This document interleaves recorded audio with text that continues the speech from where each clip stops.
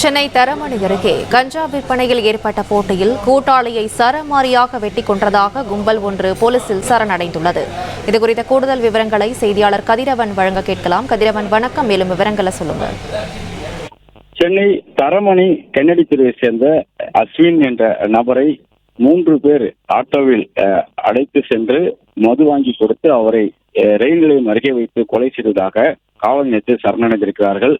விசாரணையில கடந்த ஓராண்டுக்கு முன்பு நடைபெற்ற மோதல் தொடர்பாகவும் கஞ்சா விற்பனையில் ஏற்பட்ட மோதல் தொடர்பாகவும் இந்த கொலை சம்பவத்தை அரங்கேற்றியதாக சரணடைந்தவர்கள் வாக்குமூலம் அளித்ததாக கூறப்படுகிறது.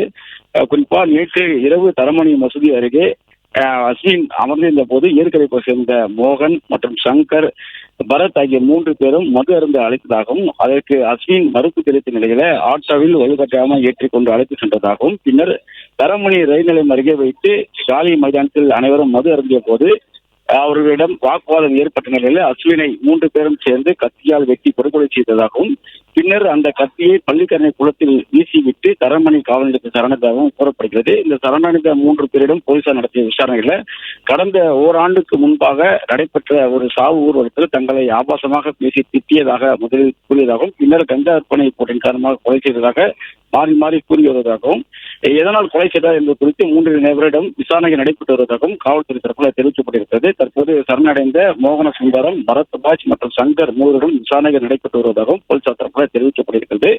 கொலை செய்துவிட்டு கத்தியை குளத்தில் வீசிவிட்டு கத்தியை குளத்தில் வீசிவிட்டு தற்போது 3 பேரும் காவல் நிலையத்தில் சரணடைந்திருப்பதாகவும் தகவலானது தெரிவிக்கப்பட்டிருக்கிறது. விவரங்களுக்கு நன்றி கதிரவன். பிளே ஸ்டோர் மற்றும் ஆப் ஸ்டோரில் இருந்து பாலிமர் செயலியை QR கோடு மூலம் பதிவிறக்கம் செய்யுங்கள்.